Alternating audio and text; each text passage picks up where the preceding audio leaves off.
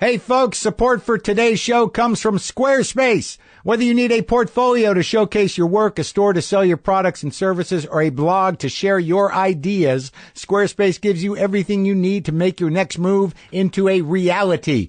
With Squarespace's beautifully designed templates and customizable features, creating a beautiful website is a simple and intuitive process. Do it right at your computer just by dragging and clicking. Start your free trial today at squarespace.com and enter offer code WTF to get 10% off your first purchase. All right? Dig it. Let's do the show. Lock the gate!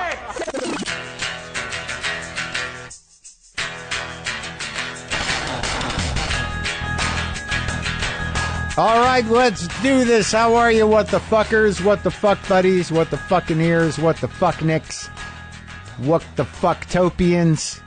What's happening? How are you? I'm Marc Maron. This is my podcast. All right, so on the show today, I got Maz Jobrani for a little chat about his new special, Maz Jobrani, Immigrant. And then after that, we got the long one with Rory Scovel about his new special called Rory Scovel Tries Stand-Up for the First Time. But before that, before those, I was very sad about Sam Shepard dying. It hit me when I saw it come up on the newsfeed. Sam Shepard dies. Horrible disease. That ALS. But Sam Shepard is gone. You know, these guys of his generation, you know, my heroes, many of our heroes. I mean, I'm 53. You know, they're going. And it's not like I've been up to speed. It's not like I've been keeping up. But I always like knowing they're here, you know. You know, when they die, I'm like, oh, then that guy's not here. It's not that I'm thinking about him every day. But Sam Shepard's not here. Sam Shepard. That guy blew my fucking mind. I was trying to wrap my brain around Sam Shepard for a decade or two. I was in high school. I was working at this bagel place across from the college. This dude, Judson Fraundorf, hell of a name, was doing a production in this kind of like weird beat up theater space of Tooth of Crime. Now, I don't remember if he was in it. I know this painter, I think his name was Ray Abeda, played Crow, the woman I lost my virginity to. She was in it. She was a waitress at the place. Cheryl, I remember that.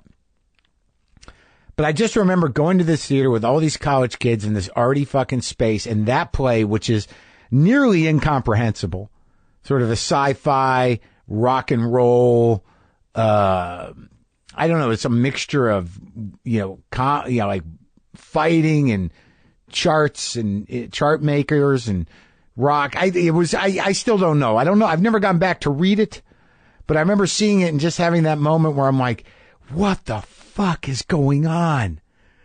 They're all talking and I don't understand any of it, but it's cool. It's cool as shit. The language is fucking amazing. Everybody seems kind of fucked up and groovy.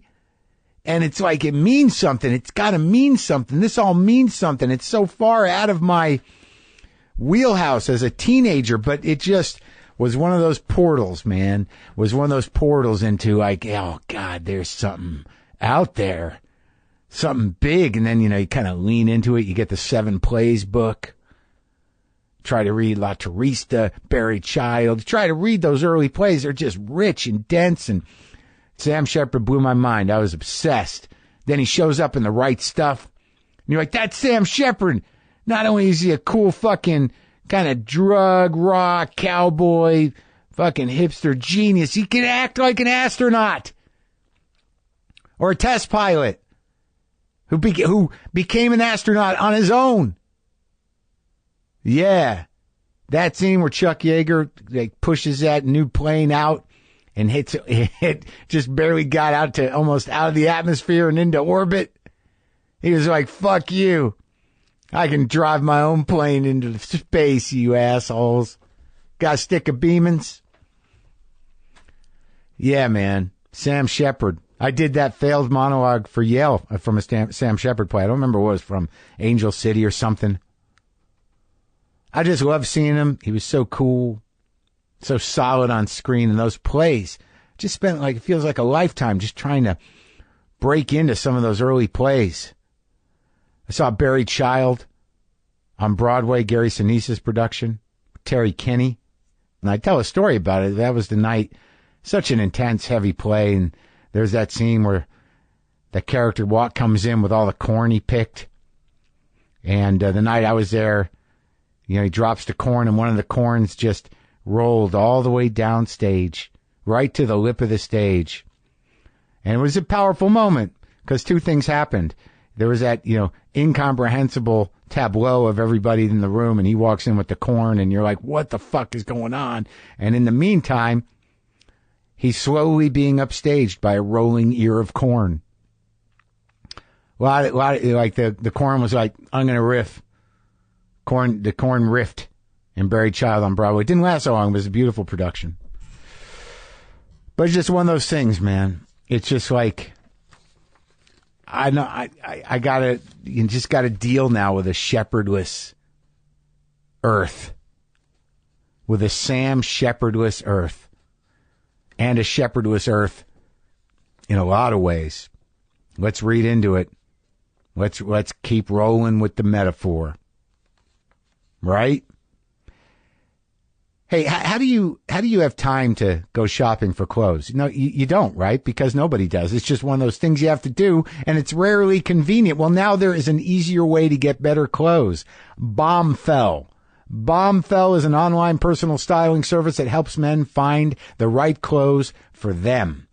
It's cool, all right? They assign you a personal stylist who picks out an entire outfit for you. You just complete a questionnaire, and then you get hand-picked items of clothing specifically for you. Unlike other services, there are no fees to work with your Bombfell stylist, so it costs nothing to sign up. Once you've viewed your selections, you have 48 hours to make any changes or even cancel altogether. You're in total control, folks, and you only pay for the clothes you keep. It's a really simple and affordable service. I use it. My assistant Frank uses it. We get high-quality clothes with no hassle, and of course it's great to get brand new clothes in the mail like presents. Best of all, now Bombfell is giving WTF listeners a special offer of $25 off your first purchase when you go to bombfell.com/WTF. That's Bombfell, spelled BOMBFELL.com/WTF.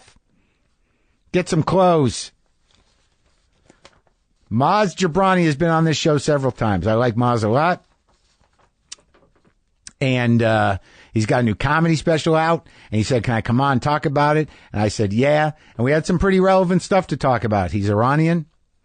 He's been doing some stuff on stage about Trump's policies. And it was good. I wanted to talk to him, and I'm glad he came by. His new special, Maz Jobrani, Immigrant, is now streaming on Netflix. And this is a little shorty with me and Maz.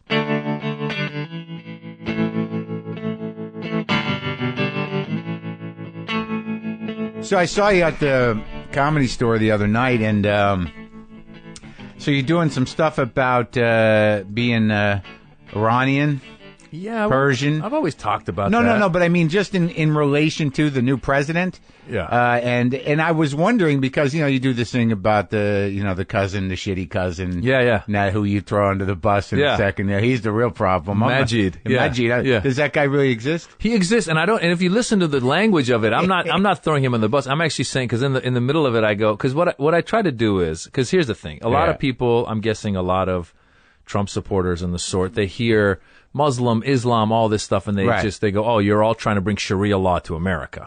I don't know what they think, dude. They just don't like brown people of any kind. Don't like brown people. It's crazy. And so then I'm trying to indicate that, look, I was born in a Muslim country, but I'm not really religious. And so I just say I'm Muslimish, but then I go one step further, and I try to indicate that there is this guy named Majid who really exists, who is a Muslim, and he prays 5 times a day, and he fasts during Ramadan, and he's the sweetest guy in the world. Right. But in the joke, I go, well, he's got to go. He's got to go. And then I go, I didn't say it. Trump said it. He's got to go.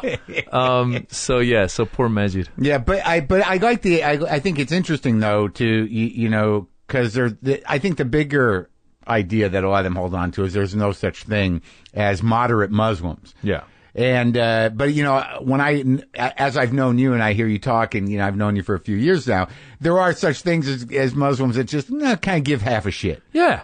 Yeah, absolutely. It's like religion's not part of my life. Not at all. Exactly. And it's more like a cultural, like, right. You go to weddings, you go to the holiday thing, you go eat the feast once in a while. Yeah. And then you're like, oh, that's it. That's enough. That's it. Exactly. And it's like, and it's interesting because the reason I started really specifically saying that I'm not really religious is because I also didn't want people from the Muslim side to come see me and I have a tequila in my hand and they're going, well, you know, why are you drinking? Why, you know, if you're Muslim, you shouldn't be drinking alcohol. Does that happen? No, not quite that far. I mean, I feel like I've done events that have been clean and meaning like really religious. Right. And I've felt a little awkward there because I feel like there's some jokes I can't even do because, like, for example, I do the joke I do now where I say I'm Muslimish and then I go, the only time I pray is if I'm almost in an accident, and then I just go, oh, Jesus.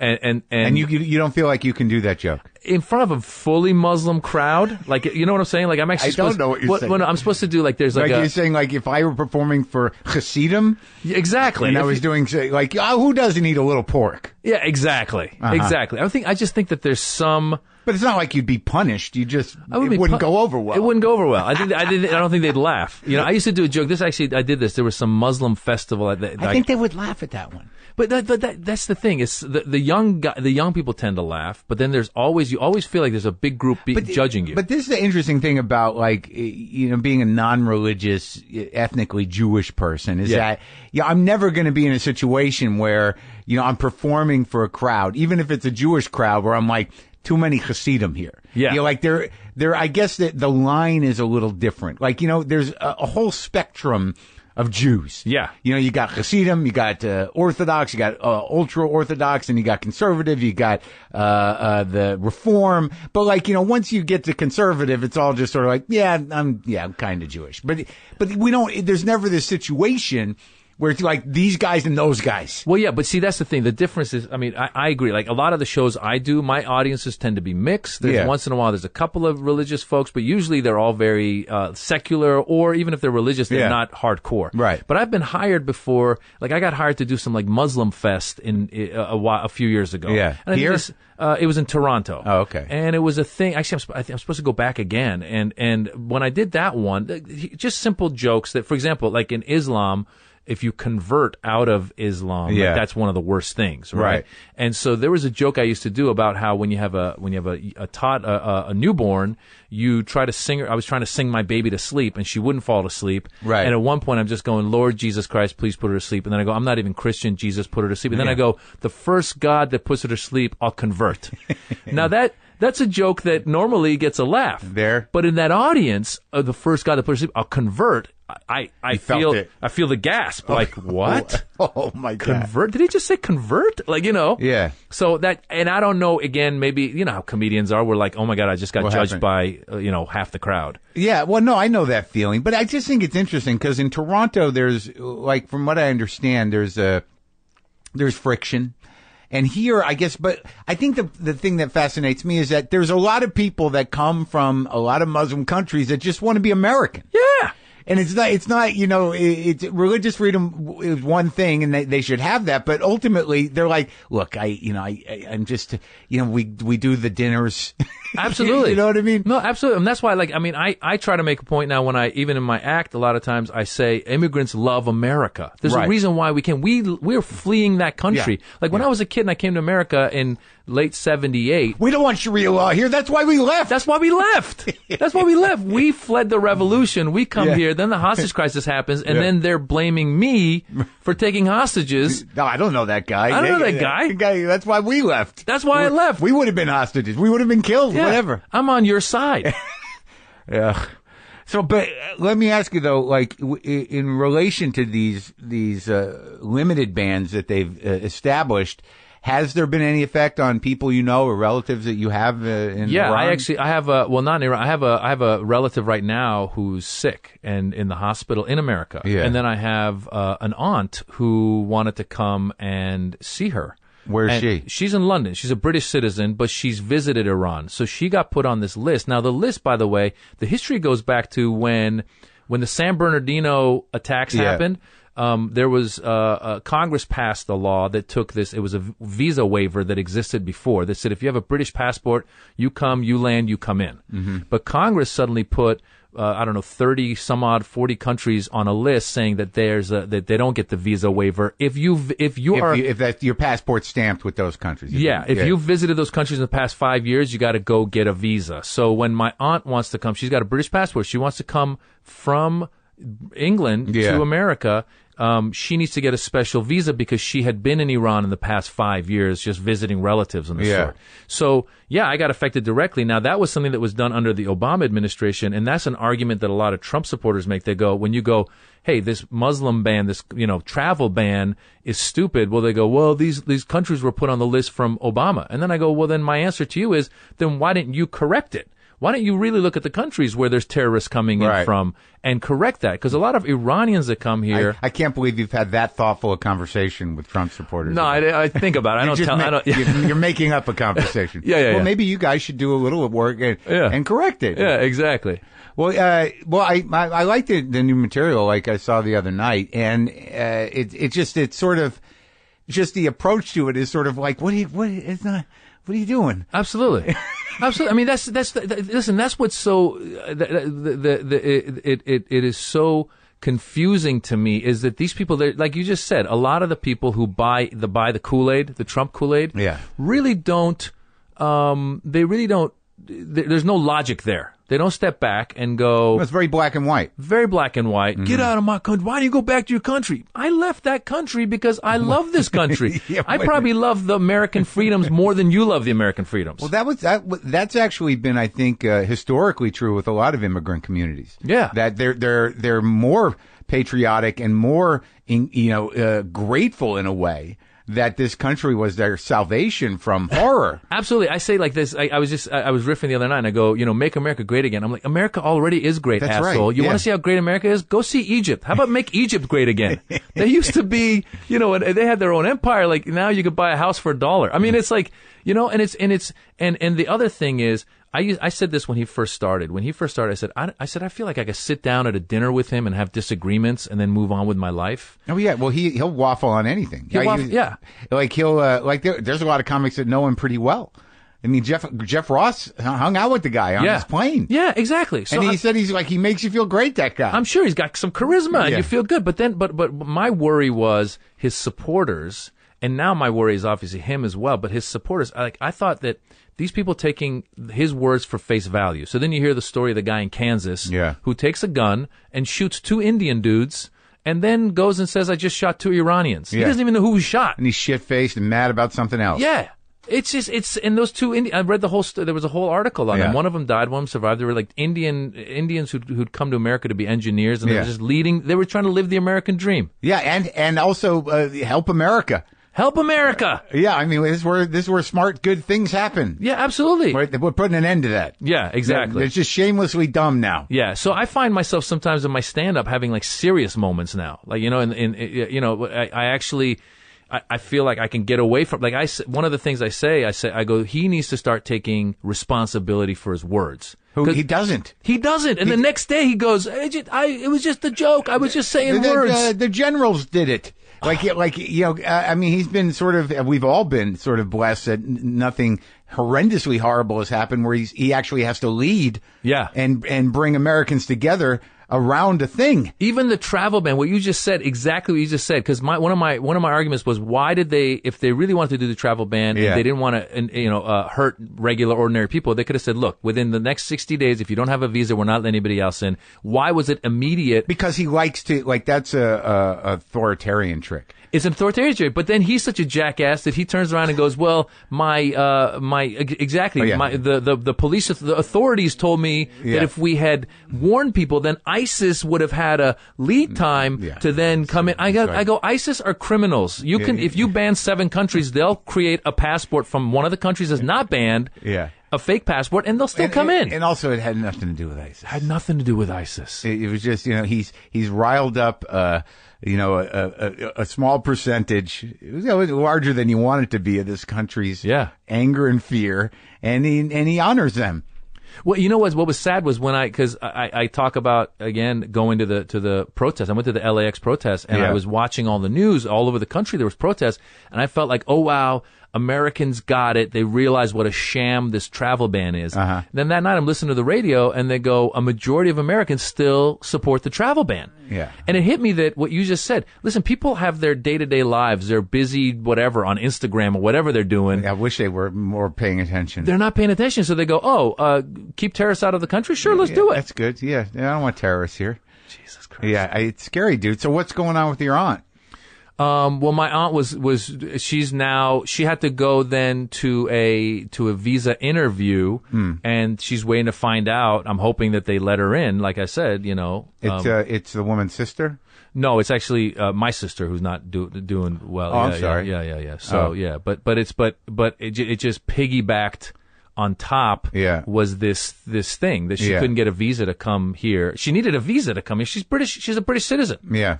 So it's just it's angering to another level, and it's also bureaucratic. It's like it's bureaucratic, and it's complicated, and it's Listen, that day I got so many people hitting me with emails of their personal stories. There was when the travel ban, that day that it happened. Yeah. One guy hit me up. He goes, "My parents were elderly. They were one of the first couples that landed at LAX when the ban took effect."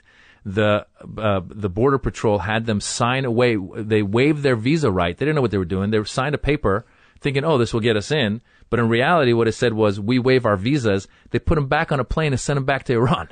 And they can never come back now. Well, no, they eventually, because the courts then started challenging it, he got them in as soon as he could. They came in. Yeah. But there's people in limbo, right? There was another lady, she hits me up. This was crazy because when America did the travel ban, Iran reciprocated and said, we're not going to let any Americans into Iran. Yeah. So a lady wrote me, she goes, listen, I'm an Iranian who was studying in India.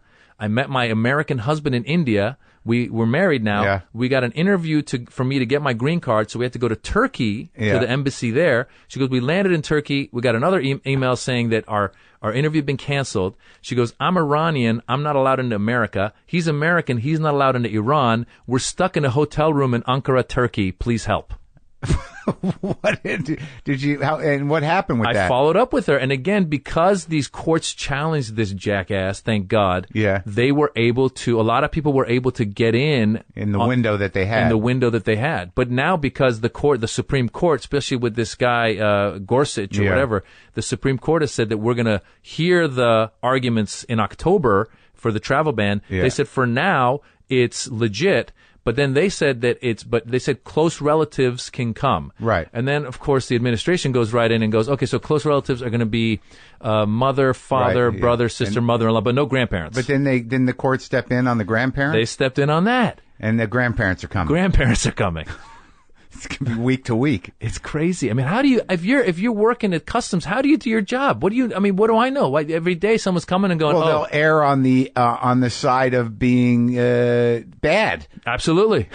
Absolutely. I don't want to take any chances. You can't come in. I have in this whole process with my aunt trying to get the visa, my cousin was telling me that he talked to a friend of his who had come to America in the past. Again, a British guy who has been to Iran.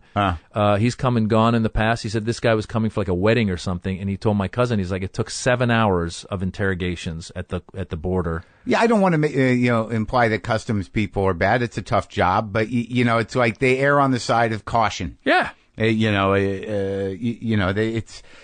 the first one was so fucking confusing. But I hope that your aunt is able to get in. I know, man. And when did so what's the special called? Special's called Immigrant. Maz Jobrani, Immigrant. Is this your third one? This is my fifth. Hold on, this is my fifth.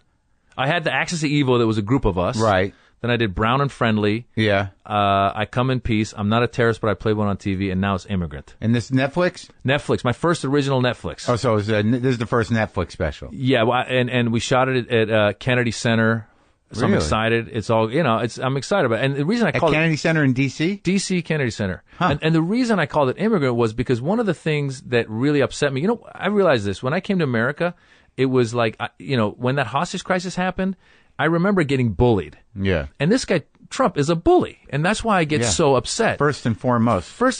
And so when the whole thing happened where they're like, keep refugees out, keep immigrants out. And I realized, look, what would have happened if this travel ban had happened when I was fleeing Iran and the revolution with my family? If we landed in New York and they sent us back into the revolution, what kind of psychological effect would that have had on me, on my family? Well, you could have been imprisoned. I could have been in Iran. A lot of stuff, exactly. I could have been in prison. I could have. I just. Your parents could. There's a lot of problems with a lot of the Latin countries as well. In Mexico, they're sending people back into horrendous situations where they have no recourse. They have no lives. People have been here for 20 years being deported to... No sympathy whatsoever. They just send them right back into this hell. Yeah. And so I wanted to put a face, like in the special, I have a picture of myself when I was like in the 3rd grade, right around the time I come to America. And so I have that in the background to indicate part of the message is these are the immigrants that you guys are sending back. You're sending back kids. You're sending back grandparents. Yeah. You're not stopping ISIS. ISIS, well, first of all, the terror attacks we've had in America have been American-born. Right. And secondly, they're criminals. They will find ways to get in.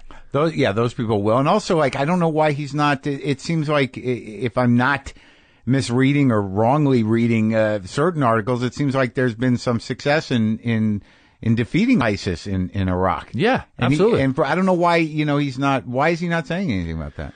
I don't know. Because he wants to keep promoting this anti-immigrant agenda here, and doesn't want people to separate the fact that the actual organization, the armed organization of ISIS, is on the ground fighting, and they're getting their asses kicked in Iraq. But it's like, no, okay, but we still got to get these guys out of here. Well, fear is good. It's this new thing with the MS-182, or whatever the El Salvador, whatever they are, the Salvadorian gang. I'm sure they're bad guys, and, horrible. And they've been around. But now again, he puts this fear in people, like this is who we're going after. Yeah. So people go, oh, great, and they're on your street right now. Yeah, and imagine like now a lot of his supporters are probably seeing some poor Mexican dude and going like, get out of my country. You know? Yeah, definitely. It's like, but bring me my food first. Yeah, bring me my food first. Don't leave until you finish in the kitchen. Bunch of assholes. Yeah, man. Yeah. But yeah, it's good to see you, and I'm glad that the kids are all right. Everybody's good. Wife's kids good. Are good. Wife's good. They're growing. Kids grow fast. How old are they now? They're 6 and 10, dude. It just goes by, right? It's nuts. I don't have any. I'm just not acknowledging that I'm aging because I don't have the reminder. I'm telling you, man. My cats are getting old. Yeah. But they're holding up all right. Yeah. No, it's kids really remind. I mean, I was watching videos of them when they were toddlers. I don't remember that period. I don't remember that. Uh-huh. And I just go, what the hell? And it's like what you were just saying. It's kids or some gray hairs once in a while. Like when I grow out the beard and it gets gray. Yeah. I go, holy shit, I'm old. Yeah. I know. I'm starting to see it a little more. It's crazy. It happened. How old are you? I'm 45. Well, I'm 53. And the 50s, really, there's a big shift. I can feel it coming. Like by 55, 56, it's sort of like, yep, now he's old, Mark. Well, you know what it is because when we were kids, like I think once the people hit 40, they had the briefcases, and they were like, there was like people were business. They dress like grown-ups. They dress like grown-ups. Yeah, now we're walking around in shorts and T-shirts. Well, I just worked out. No, it's fine. It's fantastic. You I got were on sneakers stage on shorts. I was. That was. But you were telling the truth, though. You just come from the hospital. Yeah, I just come from the hospital. Yeah. So. Well, I hope that works out. Thanks, man. I hope so too. And it's good to see you. Thanks, Mark.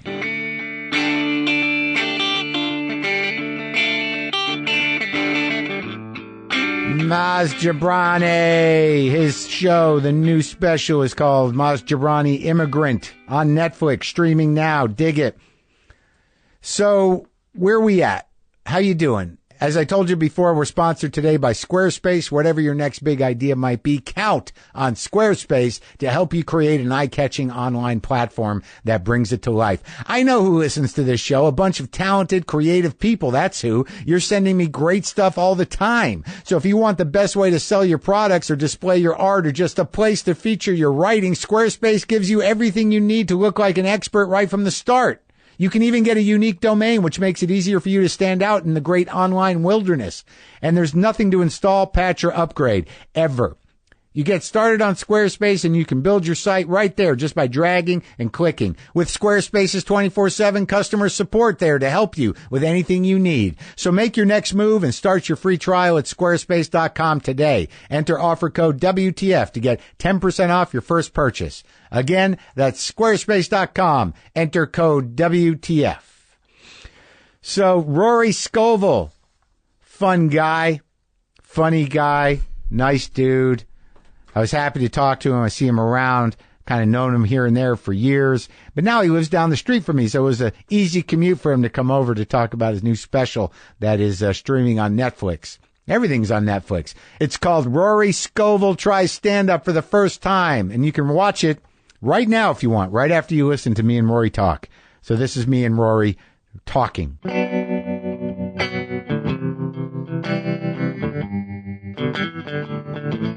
The one good thing about this job, too, is that if you can easily go, well, I can get out of here. Yeah. I can get out of here for as long as I want. Well, that's what becomes the indicator of whether or not, you like your life as much as you think you do, or whether you know you do or you don't, is when you go on the road and you're like, oh, yeah, I'm out.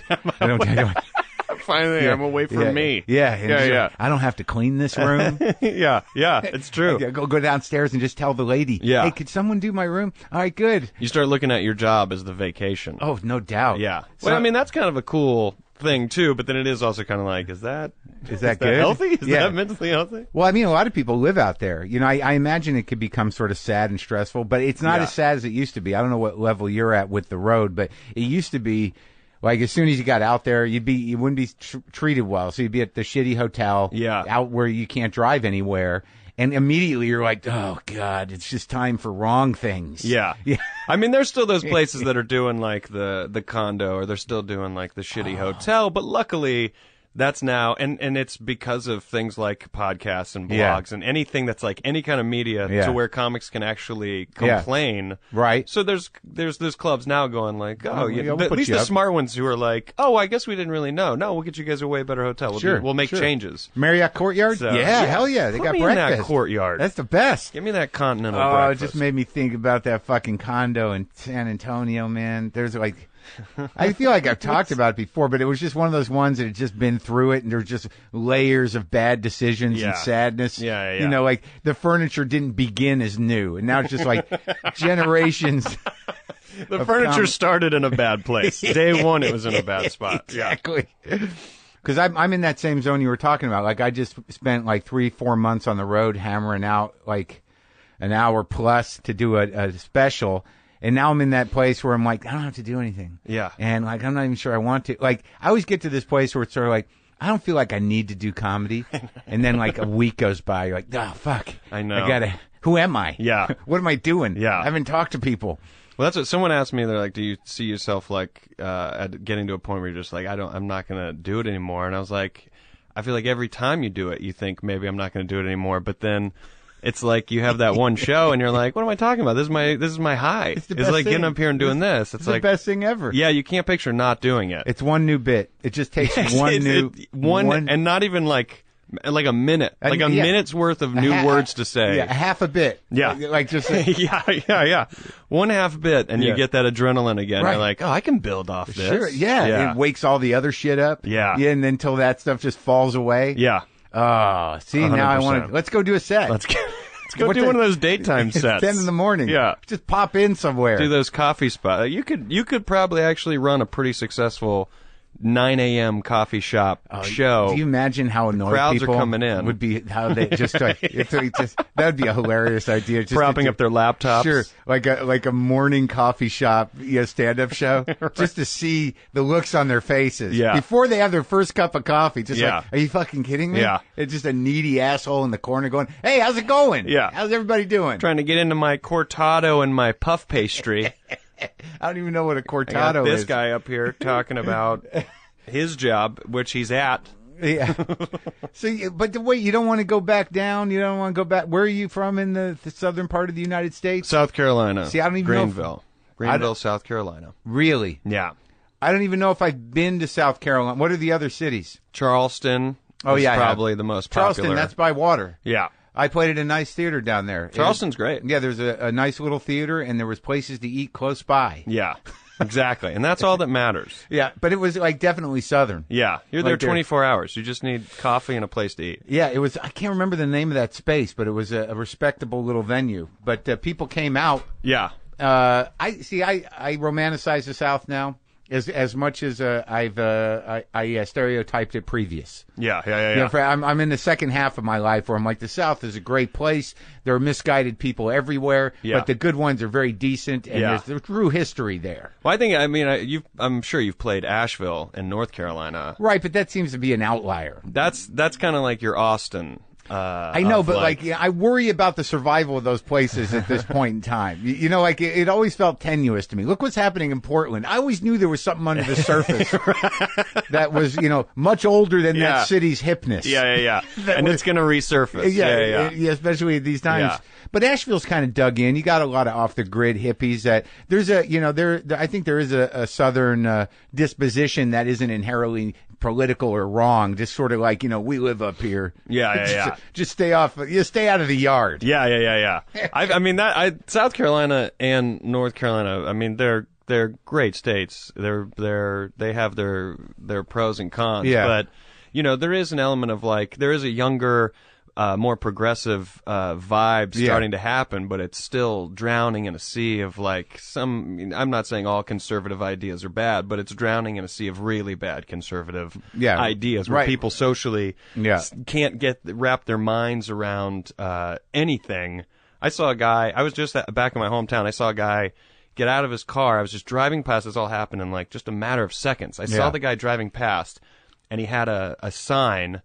And I was like, oh, the guy looks like he's going to protest. I look across the street. It's like a women's clinic. I look back, and I can now see the sign says abortion is wrong. Yeah. And this guy's entire afternoon is, well, no, it's 11 o'clock. Yeah. I go down, I open the trunk, I get the sign out, and I stand across the street, and as cars drive by, I'm just letting them know that abortion is wrong. Yeah. And it's that's his job. That's his job. He's doing it for God. Yeah, those level of people. A guy who could clearly go donate time at a soup kitchen or help orphans who do need some support. Yeah. But no, my thing is I need to go help the babies that did happen. Yeah. I need to go stand out here with in front of these women whose stories I can't possibly fathom or understand. I have to stand here and tell them what I think. Yeah.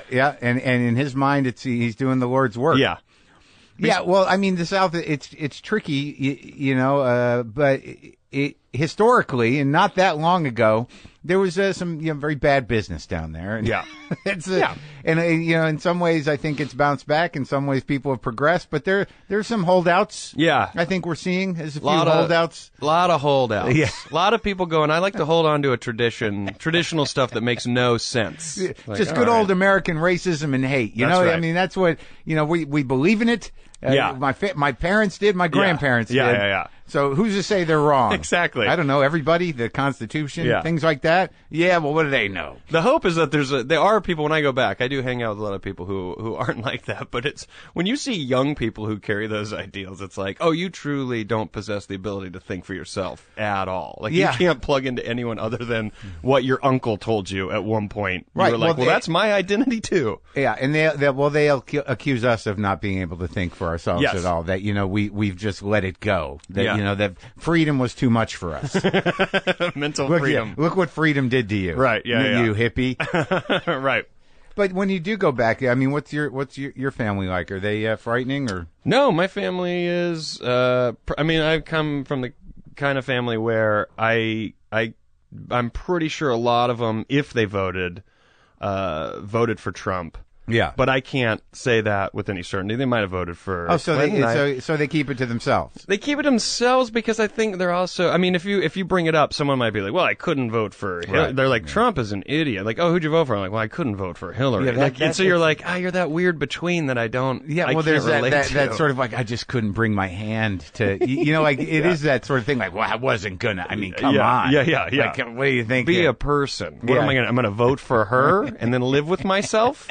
But I come from a family that's not like, I think everyone's probably got someone in their family who's probably said some racist stuff. And, sure. You know, some of them are, as some people joke, grandfathered into that because they're maybe specifically grandfathers. But I don't know. I think I come from a pretty what was the business? Did you have a family business? No, my dad worked at the post office. Really? Yeah, my dad worked at the post office, and my mom also worked at the post office. She passed away when I was really young, and then my dad, my stepmother. She also worked. We're a postal family. Oh, she yeah? also worked at the post office, but then after they got married, she was at home and they had 5 kids. So there's 7 of us. So pretty big family. The age gap between me and my next sister, just below me, is like 7 or 8 years. So they're like, how old are they now? My youngest brother, the youngest sibling, just graduated high school. Wow. On Wednesday. Really? Yeah. And I'm 36 going on 37 in like 2 months. And are you all close? We try to be. Yeah. I think because you were out of the house by the time.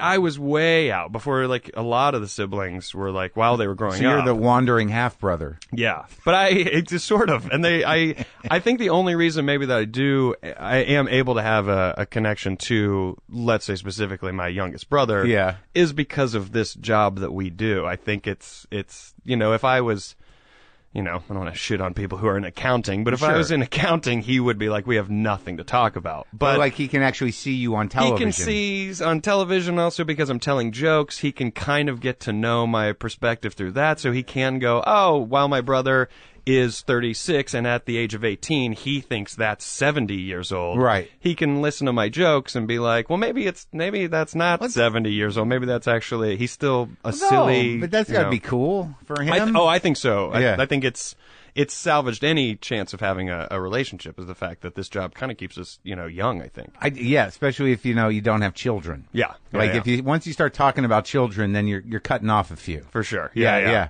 I didn't do that on purpose, but I can now remain a perpetual adolescent and, you know, on an ideological level, still be appealing emotionally to 15-year-olds. The dream. Yeah. Absolute dream. I did it. I made it. I never have to change. Emotional appeal to teenagers. Yeah. That's what business is. That's when you know you've done it. That's when you know you're good. Yeah, but for me, it's very specific, troubled, sensitive, aggravated teenagers.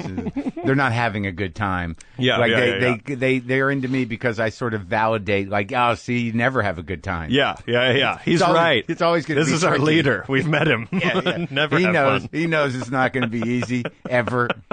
Yeah, that's what I did. That's what I cultivated. So the post office, though, so that they're civil servants to a degree. Yeah. But for some reason, when you tell me that they work at the post office, I'm like, that's noble. That's a tough job. Yeah. It's just kind of, I mean, at that time, and we're talking like the mid 70s, late 70s, when they started working there, that was a time when it was like, hey, if you're willing to leave college and go get this job, you can actually get a pretty good salary job at the post office. Yeah. And it's also you're a government employee, right. So that goes with its own benefits. Sure. And yeah, I think at the time there was that appeal, and then I think maybe the rest of the world around the post office and a lot of government jobs was like, no, the inflation and the price of things is, but the post office and all government, like, no, you guys still make what you made in 77. Yeah. And the world around you will change, and then let's hope you save money. Yeah, it's a holdout. Like, you know, it's like this. I don't know who I talked to, but there was, I think maybe it was. Oh, I used to do a bit about it. You know, when people would snap the postal, there was that trend there for a while. Yeah. I just thought like just one day it was just sort of like, this is just never going to stop. Yeah. The letters just keep coming. You know, like there's like, you're never done. You know, and it just. Yeah, if your OCD is like, I start a thing and I finish it, it's like, no. The day one you started it, and even when you retire, it won't have been goes done. on without you. Right, yeah. Kinda. But so were they post people? Did they walk the beat? I don't know what I don't know what my mother did, or my grandfather who also worked there. No one was ever delivering postal mail. Legacy. Yeah. That's what I'm supposed to be doing, I think.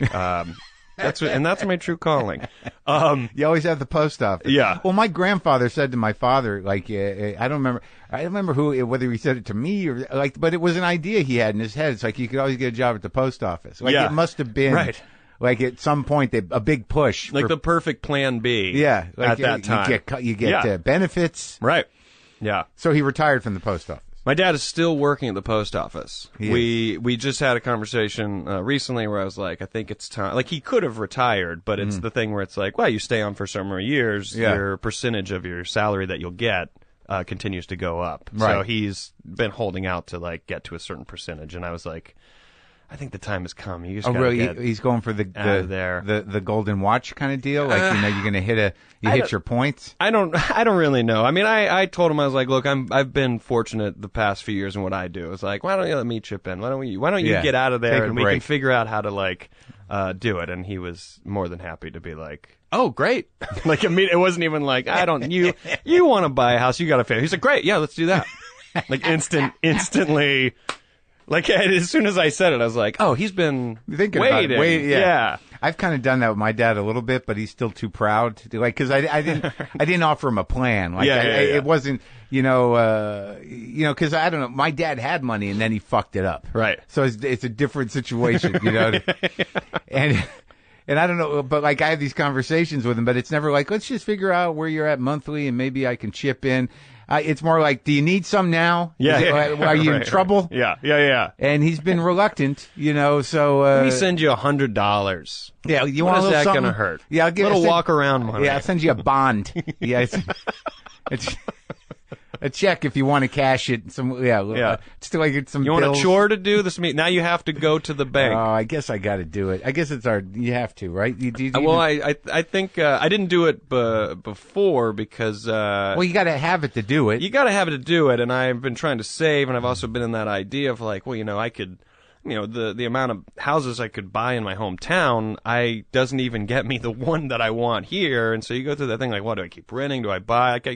All these things that I hate thinking about, and I hate that we're kind of forced to like, well, one day you got to figure out blah, blah, blah. You do have to figure it out, but you can spend your whole life trying to figure out or at the exact same place you're at right now. Yeah. I need to fix this house, and I've needed to for a decade. Yeah. And ultimately, it just becomes like, well, I guess I'm just going to wait till something falls off. And then do it. Right. Yeah. When the wall breaks, I better fix that. It's so stupid. It's kind of like looking at insurance. It's like, well, you should go get insurance and pay it every month, and then when you don't need it. Yeah. And then, there was a time when I didn't have insurance, and then I went to a dermatologist. I had to get some, like, moles cut off, and so I went to do it. Yeah. And I told my aunt, I was like, it cost me $700, and she was like, well, see, if you had insurance, you wouldn't have to pay that. And I was like, yeah, but if I would have had insurance, I would have already paid $2,000 to have nothing done at all. So I was like, I think I actually save money.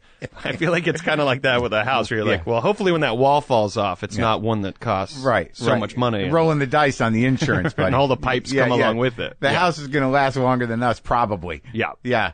But I don't know. Like, you're married, right? Yeah. You got married not too long ago. Married about 3 years ago. I know her, right? I met her a few times. Yeah. No kids yet? One kid. She turns 2 in July. You did that? Yeah, we had a little girl. You got a kid over there? We got a little kid over there. And my God. It's crazy. Is it? Yeah, it's definitely the... Oh, see, I thought you were on Team No Kids, but no, you're just I was on Team No Kids for a while. I thought there's maybe a small percentage of me that's still on Team No Kids. Right now. Right now, you're on Team No Kids. Whenever I want to go put something together and do it on my own, I'm like, Team No Kids. Really should have been here for this. Oh, but that's exciting, right? It's the greatest. It's the greatest thing. I know that's. I've learned after having a kid that all the cliche things that people say, you go, oh, that's why people say them, and that's why it's become a cliche, is because it's just the most amazing. It's like when someone asks, like, what's the weather like in California? We all say the exact same thing. Yeah. It's sunny every day. It's usually pretty good. Yeah, and there's no different answer, but I've gotten to the point where I'm like, it's creepy, the weather, actually. It's we go through long periods of dryness, and like, there was a period there where I didn't know whether or not the earth would survive. And then it rains, and you're like, oh my God, thank God. Yeah, when we had that, 2 weeks of rain, and then you were like, well, wait, can our ground stay in this kind Is my house going to stay? Yeah. When does the mudslide start? Yeah, no, I was so happy about the rain. But so you're generally happy about the kid? Very, very happy about it. It's she's all healthy and good? All healthy and good, and it's that I am already a paranoid, anxious person all the time. I mean, it's probably why we do what we do, but that's why I don't have kids. This kind of adds to it a little bit, where you're like, oh, it's even more paranoia and anxiety, because you're like, what if something happens? What if anything happens? And I go down the road of like all of the worst possible scenarios in every scenario, worst outcome. And I don't know, somehow it's still all completely trumped by the idea of like a kid seeing a brain grow. Yeah. And also, you also realize like, oh, if we actually put all our efforts as human beings towards children's health and education, we could actually save society and the planet because you watch a kid's mind go, oh, I'm like a computer. I only know what you're going to tell me. Yeah. And then when I turn, 16 and decide I want to learn on my own, whether that changes or not, you at least gave me the solid foundation of like, right and wrong and blah, blah, blah. Sure. And then at 16, they go, fuck you. Exactly. But, I feel like the kids with that solid foundation, they say fuck you and they go away for a bit. But then I think in their late 20s, they go, you were right about, I didn't agree with everything, but the core of it, you were right. Is that who you were?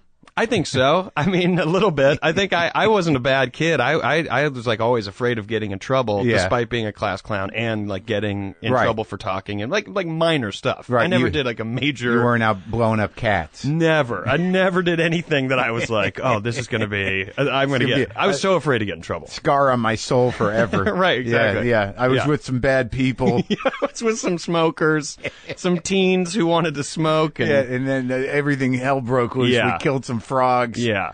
I was going through my greaser stage. We were racing cars. Well, that seems a little more exciting. That actually than would hurting be great. animals. Yeah. I think we missed the greaser thing, the racing cars, but maybe in the South it never goes away. I feel like that, I don't know.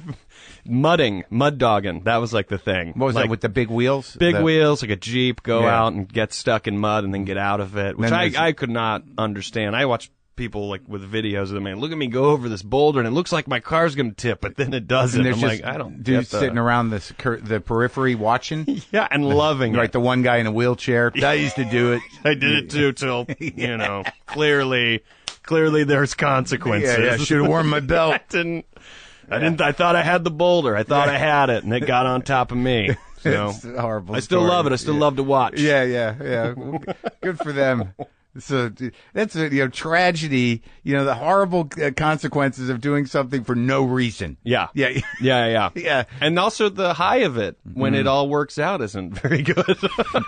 No, because you can't recapture it. At least with drugs, you're like, I'm going to put this in my body, and there's a 90% chance it's going to be pretty fucking good. If it's not, I just do more. Yeah. But like to do whatever it is, like if I can just make that jump, it's like the odds are not. It's not consistent buzz. Yeah. I also having a kid, I think that's when the drugs thing kind of hits you, where you're like, because I experimented with drugs, but then you're like, am I going to have the kid who experiments and never comes back? It's well, that's a big I just kept going. I kept chasing the high. And then you're like, well, talk to me like you again. And they're like, no, that person's gone. Yeah, that person's gone. I got to go now because I'm a little itchy. I got to go. I'm late for fish, so I got to get out there, get my nitrous on. That's so you're like 36, so you grew up. Yeah, it's a little different. But so you moved over here for the school or not really. I mean, when we moved to LA 6 years ago, we started in Silver Lake.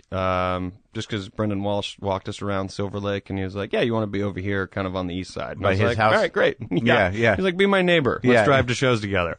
But yeah, so we like the east side, and we just stayed over here. But I think my trying to slowly escape LA. Oh yeah, you keep going east. Oh, Eagle Rock, and then eventually Pasadena, and then you're out in Sun Valley. Yeah, exactly. I'll be out in the desert, in a trailer in Joshua Tree. Yeah. We're in Vegas. I'm driving in for my 10-minute spots every night. I don't know how people live in Vegas, and I'm not saying that to upset people in Vegas, but I just can't get near the place. Yeah. I don't my work my there. wife is from there. What? So we go visit her parents. They still live there. I just see everything in Vegas being corrupted by what Vegas is, but I guess people have regular lives there as well. They do, and they like it, but you have to like that specific lifestyle. I mean, her parents are in real estate. So they're doing great. They're in residential and commercial real estate. I guess there's some people that are in Vegas and they're like, we never go to the Strip. We don't go. We don't go over there. Yeah, they don't. Right. They never. And also, if they want to go gamble, they're not going to the ones on the Strip. They're going to those ones that are like down off the street, beaten path. Yeah, in a gas station, Joe's Casino. In the back curtained room, and it's just one poker machine. Oh, you were just in that movie about a casino. The house. Yeah, I watched it because I talked to Mantzoukas. Yeah. Yeah, well, great. He is great. Yeah, he's a good guy. He's very upfront, earnest dude. Right. Seems to know how to have a good time. Yeah. But yeah, the movie was ridiculous, but okay. It was funny. Yeah. You had a big part. I was happy. The whole time we were doing it, in my head, it was just like, all right, hopefully this doesn't get cut. Yeah. And I'm at that level where I'm 100% if they're like, well, we're long on time. All right, we'll cut the guy no one really knows. Like, I know where I'm at. But no, you had like 3 or 4 scenes you pop up in. Mm-hmm. That's a pretty big movie part. Oh, huge. Considering, I saw a lot of comedians' faces in there that said nothing. Kyle had a little thing. Yeah, Kyle. That whole cast, it was great. I mean, the whole time I haven't done it. I was in Dimitri's movie. I saw that too. You were the roommate guy, or the friend. Yeah, the friend on LA. With the cat. Yeah. Yeah, that was good. That was a good part. That was, both of those were things I had never done. So I was like in that fake it till you make it mentality of, but you know, when someone's like, hey, come and, open for me, and it's a lot of people, and you got to kind of lie and be like, oh yeah, I've done that before, sure. So put your faith in me. Yeah, that's how this was kind of this with that. I was like, oh, I can act. I know what I'm doing. Yeah, you just that's the only way to do it. Yeah. I mean, you can freak yourself out and go take classes and stuff, but ultimately, as a comic, you're like, nah, I can. You know. I think maybe as comics, that's what. If someone's like, we got this really dramatic role, and it's all riding on you, it's like, well, then I'm going to go take a class and really get notes. Do you have someone's business card? Who might teach me how to do this? Yeah. But when someone's like, hey, it's a comedy, and we're literally asking you to say the punchline. You're like, well, I've done that enough. I can. And you knew save everybody over there. That's what made it great. And the fact that it's Amy Poehler, it's Will Ferrell. It's like you can immediately kind of understand like this is going to be a fun tone to all of this. It got a little over the top. Yeah. It got a little messy. I haven't seen the total. Oh, you haven't? The I was out of town when they did like a screening for it. One thing that happens very quickly in those kind of movies is like you go like, no, this could never happen. There's no reason for any of this to connect. Most sense. Comedies where you're like, well, that wouldn't happen. Yeah. But like I told Mansuka, so I said, towards the end, the good guys, which are basically Will and Amy, the parents, like they've completely morally corrupted themselves to a point where they were unredeemable. So there was part of me at the end where it's sort of like they don't deserve to have the happy ending. Right, This is not how it's supposed to. They cross the line. They cross the line. They don't get away with that. Yeah. And I was overthinking it. Yeah. But what was the scene like? When did you start doing the stand-up? I started in 2004 in D.C. I moved up there because my sister lived there. My older sister was. But you never did any in the South? No. I mean, I did one show in the South. It was the thing that got me started was like an open mic poetry night, and I asked if I could do jokes instead of poetry, and I brought the entire audience because it was all my friends, right? And they were like, "Oh, let's go, go grab beers and watch Rory make an ass of himself." Did they stay for the poets?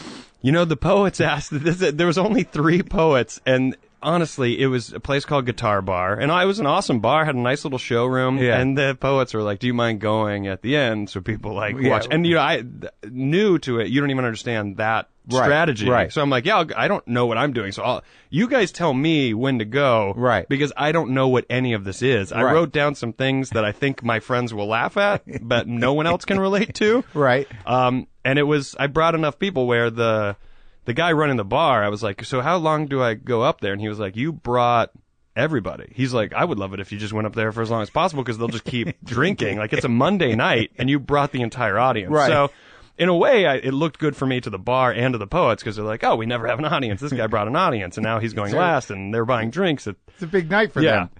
So I didn't understand any of it. I just went up there and fucked around and so made stuff up. The poets got their audience. They got their audience, and my friends all sat there, nice to be like, oh, this is. You probably have nice friends. What is this? Nobody heckled the poets.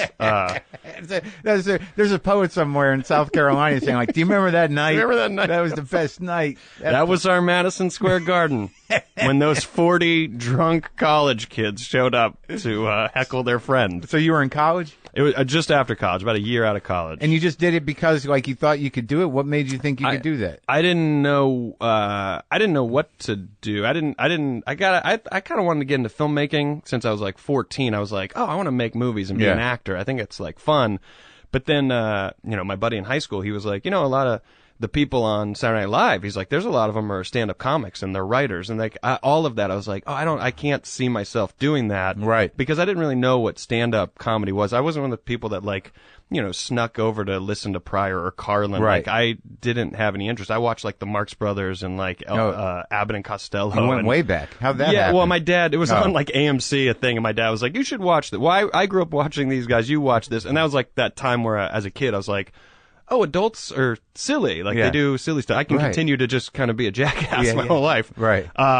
And then I wanted to be a filmmaker, and then after I got out of college, I was like, oh, I have this thing in my head that I want to do, and I've done nothing to do it, and I don't know how to do it. I was like, and you start realizing, like, oh, this is what people talk about when they talk about dreams and like, being ridiculous and never doing anything. This is why, they don't do it because they don't figure out how to do it. Yeah. So I started running camera for a local news station. I was just in the studio doing like the 5 o'clock, 7 o'clock, 11 o'clock, whatever all the times were. They always kept changing at that time. Just running, listening to the director, being like, I frame it up a little bit. You're a little heavy on the right. Like, just, we got to get the camera on it. Like, move it over so we can get the image, and like, just doing that. Were you in college? This was a year out of college. I just stayed in my college town. You got the gig at the local station? With no experience? No experience. I went up there and they basically were like, I was on a camera and they were like, all right, pan right, pan left. All right, you know the terms. Like, if you knew pan, you were fine. So it wasn't a union gig, I'm assuming. No. I mean, it was like the bare minimum. I think I was making like $6 or $7 an hour. Oh, but was that the first time you had that moment? Because like when I go on the road, sometimes you do the local TV. Yeah. And you walk into a space, and it's just this big empty space with the set, and you're like, "This is it." Yeah. Yes. And then the magic is immediately you go, "Oh, okay." So there is no magic to anything. Nothing. It's just these cameras have sold us a lie our whole lives. Yeah, frame it up, and if you pull back, there's just two guys. Sitting there, and one guy has a coffee, a raggedy curtain covering a window from the parking lot. And then when they do those, like if you're doing local TV and you're following like a cooking segment from the guy who's got a restaurant in town, that kind of thing, and it's like, oh my God, this is. It's so stripped down. It's so weird. There's nothing magic to it. The illusion nothing of magical to it. So you learned how to pan right and left. I was basically doing that, and that was fine. If you're like, oh, I can still go out after my shift. I can sleep all day and then go to work at 5 o'clock or whatever it was, and like nothing is expected of me but to like. No, when I need a 2-shot. When do I need everybody? When do I need when are we going to sports? Yeah. Am I on weather? If you're on the weather camera, they're like, all right, this one's tougher because you have to make sure you see what the green screen's giving you. They're pointing at nothing. Make sure you get them pointing at nothing. Right. So we can put the stuff on it. Yeah. Well, but in your mind, you were like, well, I'm taking steps. In my mind, I was like, oh, okay, instead of becoming a filmmaker, I'll go down this road and try to work my way up, and maybe I'll be a guy that shoots segments for Dateline or something. Like, I kind of thought, and I think it's because I majored in journalism, so my degree was communications journalism, even though I had no passion for it. I only took that because there were film classes you could take if that was your focus. And you took those. So I took the film courses, like history of film, anything in film, where you got to some classes you got to be hands-on and actually make something. But I like how quickly you just accommodated your dream to the job you got. No, I could do this for Dateline. Exactly. I could pan right and left for Dateline. Yeah. Well, I think that's what it was in my head. I was like, oh, I'm doing this. And then maybe this all kind of contributes back to my mother passing away as a kid. But how'd she die? She had cancer, lymphatic cancer, so Hodgkin's disease it was on my first birthday. Oh my God. Yeah. So you have no real memory. I have no memory of it, and I've told people, I was like, it's one of those, like, you don't know if that's a better way to deal with it, or like, who would I be today if she died when I was 13? Where I do have the memory, and also I'm 13. Horrible. Like, yeah. So it's, you how look at it like. How old's your other sibling? So my oldest sister, Natalie, she was, I think, 2.5. So really, neither one of you have anything really. And when did the stepmom come in? My dad remarried when I was 7. Oh. And so they dated, I think, for like 2 or 3 years. And so she's your mom, kind of.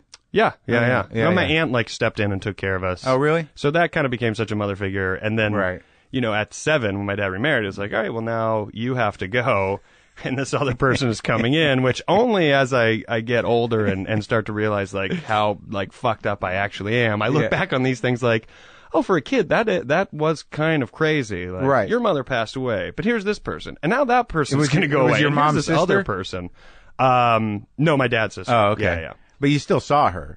Yeah, it just wasn't as hands-on. Well, she also was trying to become a teacher, so she moved pretty far away, probably 3-hour drive away. So it wasn't like seeing each other all the time. It was like every now and then you like visit, and it's truly one of those things you look back on and you're like, oh, I. If someone was like, what will you talk about with a therapist? It's like, I think I'd start there, because that's probably the root of anything. Probably starts with that. But you're not that fucked up. I don't think so. I mean, I think I probably have, I feel like on the outside I'm not fucked up. I think on the outside I make decent decisions. on the inside, it's like, oh, there's these. I'm terrified all the time. I think so. Yeah, I live in a state of paranoia. Anyone I get to know, I'm just like, all right, well, what will I wear to their funeral? Like, you're just immediately thinking when about are you leaving? When are you permanently gone?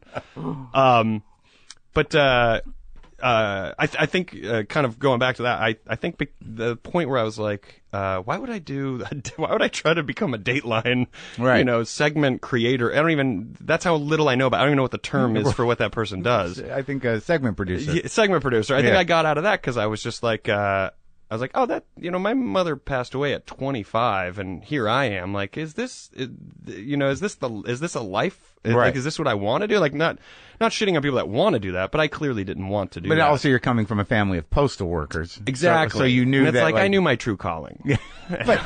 but that's also one of those things. Like, well, once you're in it, that's it. That's what happens. Yeah, I think so. Like there was the creativity element was not necessary. Yeah. My dad would get up at like 5 a.m.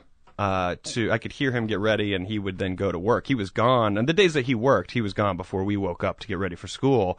And I really remember as a kid, like hearing that and being like, I don't ever want to do that. I don't want to wake up at 5 a.m. in that and go, weird zone where you're like, what? Yeah. Oh, someone's doing something now? But I think I also looked at it like, well, that's what he has to do. That's what we all have to do. Right. And I think I was driven to say, well, I don't want to have to do anything. I want to decide what I'm going to do. And if at the end of the day, if I die because I have no money, I think I kind of thought, well, my mother passed away. I think I think I should try to do something. And if I fail and die, I fail and die. Right. And so, in a way, kind of a great motivation to be like, yeah, drive to that fucking open mic, you lazy piece of shit. Yeah, fuck it. Because this is what you're trying to do. Right. And then I heard of David Cross, his first album he put out.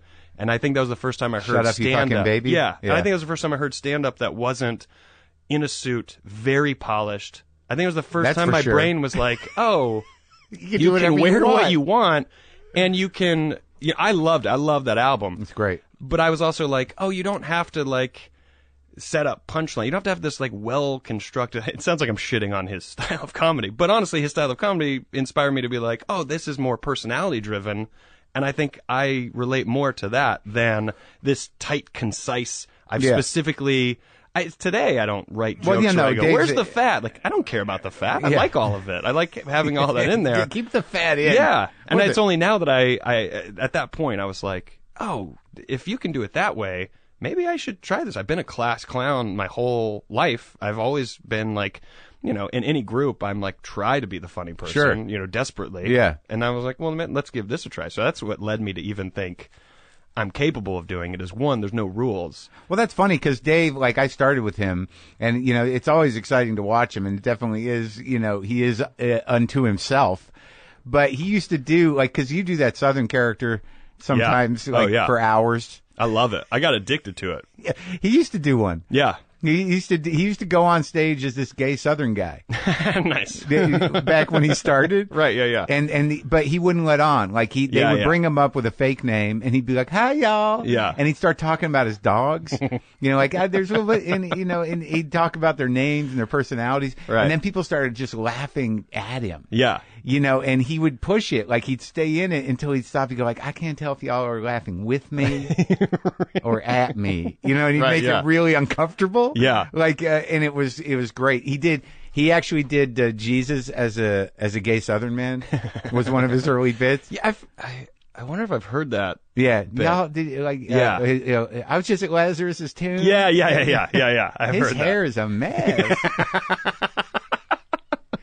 Yeah. I think, I like that kind of stuff. Like when people are like, I feel like it's always easy to go to like Seinfeld as an example because it's like, oh, here's a guy in a suit. I always thought, well, that's what stand-up is. Oh, it's Johnny Carson. And look, he said a thing, and then he got a laugh. And he said a thing, and he got a laugh. And it's just like, oh, this seems like a lot of pressure to play that type of music. I feel like it's relevant to music. You see someone like, a lot of those guys, like all of you guys out of Boston, that was like very personality-driven stand-up. I think it was inspiring to a lot of people to be like, oh, that's more the music that I play. I like to say that's something more like jazz, where it's like, oh, it can be anything. You just have to know how to play That's right. You just have to. Well, it's you have to get up there and figure out how how to make that your territory. Like you can do whatever. That's what compelled me, is that you can do anything you want up there. Yeah. I mean, you should get laughs. Right. Yeah. At some point. Yeah. But outside of that, do whatever the fuck you want, and that to me was amazing. Yeah. It's just like you go up there and do what you want. It wasn't until lately that I really got more disciplined. Like I think early on I wrote jokes and I could see them and they were definitely jokes. Yeah. But then I kind of broke it open and just kind of did the other thing. But now I've gotten to the point where if I'm working on a special, there's like a bit or two in there that really require some focus on timing and the beats. And I'm sort of like, I force myself to do it, and I am sort of like, oh, that's what that feels like. Yeah. Where you polish a thing. Yeah. Where you I need to time that right. Right. And focus on it. Like it didn't work at first, and I'm like, it's about this beat here. Yeah. And I'm glad that I can appreciate that at least now. I think that's what makes it so fun though, because then it's like you as the artist having that revelation. It's like, well, then that's what keeps all of our albums sounding the same, or talking about the same stuff. Like if the next thing come out, it's like, oh, Mark's way more polished. It's like, yeah, isn't that fun? Because maybe before he wasn't, and it's not, and the next one probably won't be. Right. The next one will be another thing. Well, I think I had this moment I think it was with watching Shandling, because he was real kind of meticulous about timing, and his jokes are kind of challenging in some ways. And so much of it had to do with his personality, but also the way he timed things. Yeah. And for some reason, he got through to me, and this is later in life, like in the last 5 or 6 years, where I'm like, that's interesting. Cause there's a part of me that thinks the same way. It's like, why would you want to just do these tight jokes? Right. All the time. Yeah. And just it just becomes something by rote. Yeah. But then I got to this other level. It's like, well, I can try to make things that are not easy work. Yeah. You know what I mean? They're not just the jokes. It's sort of like, he's talking about some pretty hard, heavy, dark shit, but he's balancing it with this craftsmanship. And I'm like, I'm going to try a couple of those. Yeah. Yeah. That's what I love, though. Yeah. I mean, even going back to as simple as when I first started going on stage after hearing his David Cross album, I mean, I was going up doing my own jokes. It would almost look like David Cross was doing an impression of me. Doing an act where I would go up and I was like, well, that's how you talk. And then, maybe that's how everybody starts, or a lot of people. And then you eventually go, oh, I actually don't move my arms like that. And I actually don't use that phrase. And I'm not that person. You kind of absorb your people for a while. Yeah. Yeah, you kind of move through people. But I think that's what I love, is that then as you progress through whatever the fuck this is, you then start to break down Shandling, and you go, oh, there's a style there.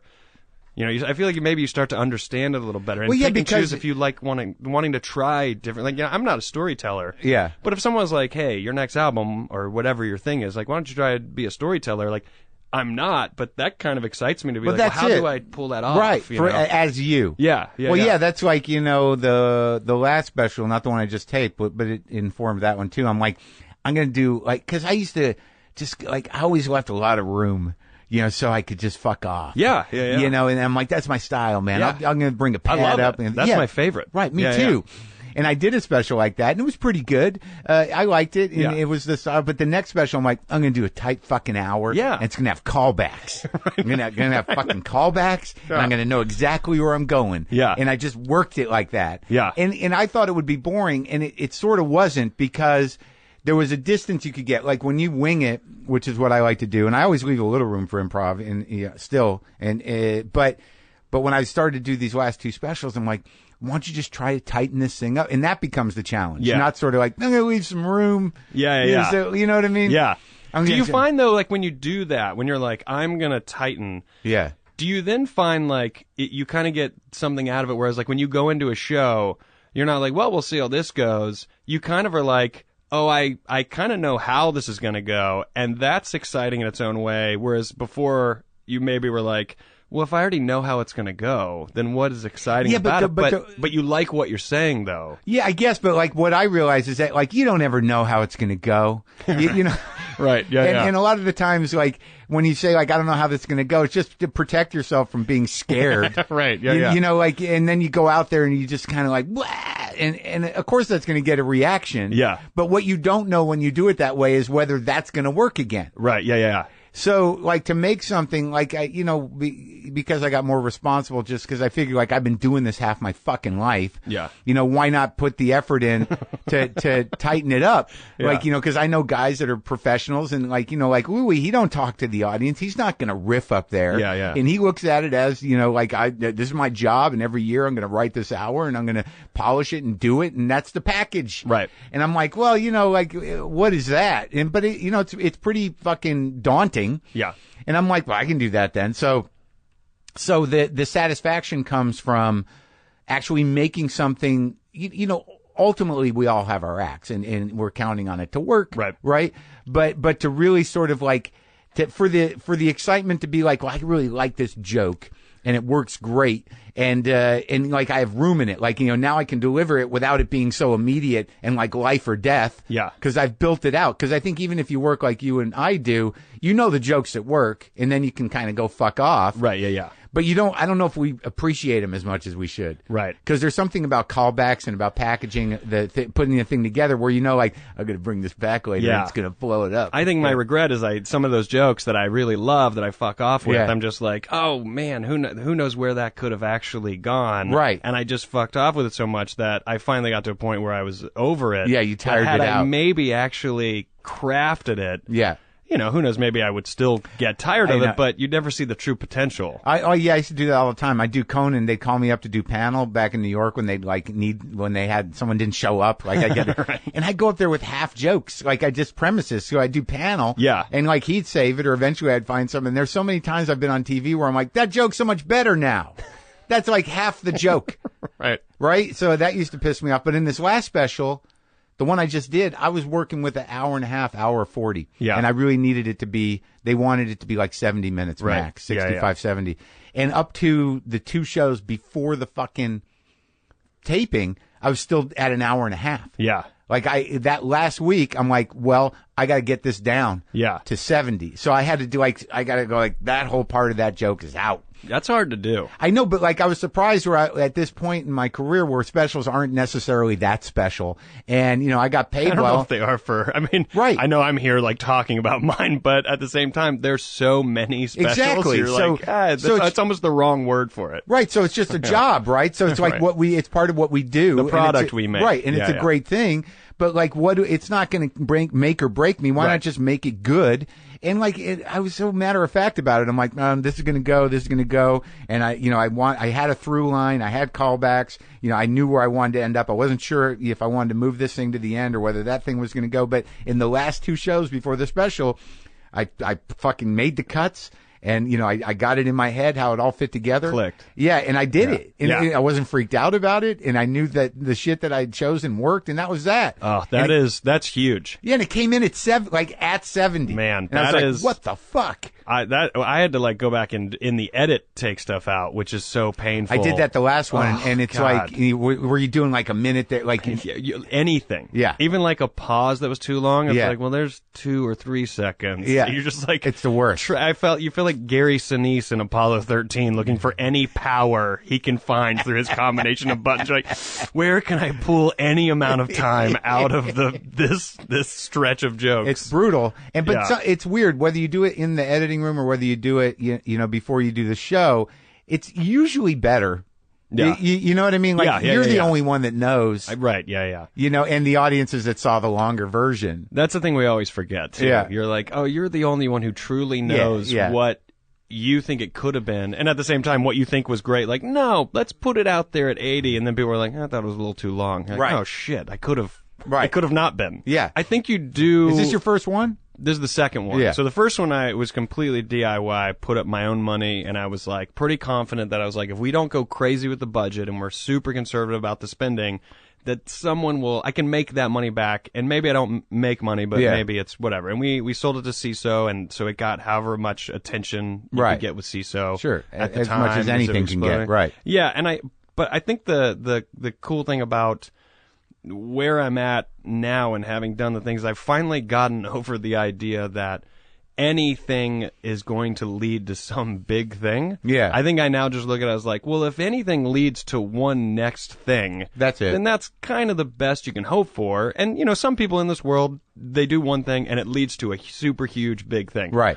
I can't, even in my own fantasies of my career, I can't even picture that happening or what that would look like. Well, exactly. What is a super big thing now? Yeah, exactly. Who the fuck knows? Right, yeah. If someone's like, oh, you put this one thing out, and now you're selling out all these theaters, and people are giving you offers for, like, acting and stuff, when you're starting out, you truly think that's how it works. Right. And then you finally start to realize, like, oh, it's, and I feel like I feel like there's something that Roger Waters was saying about Pink Floyd, or maybe himself specifically, where he realized everything we're creating, this isn't the audition to eventually create this thing. We're already in the middle of it. Yeah, we're doing it. I think I started to enjoy this a lot more when I was like, oh, every day, even if I'm going up and someone's like, you know, go up and do 8 minutes. Like, even that 8 minutes this is today, right now, with this crowd. And I don't know who's in that crowd. Right. But it is an opportunity for someone in that crowd go, I'm gonna invest in this dude the rest of my life because I think I sync up with where he's at. And it's even at a shitty show with, like, you know, 15, 20 people. Yeah, exactly. And I think I started to realize, like, oh, quit downplaying stuff and quit thinking that the bigger stuff is big. Like, who knows? Yeah, this is anything. This is it. Yeah, you either enjoy it or you don't. And that made going into these specials feel so much better. Like, oh, there's cameras. Yeah. But honestly, once we submit the final edit and people can see it, who still truly gives a shit? Because by the time the public can see the thing I created, there's no question I will absolutely hate it.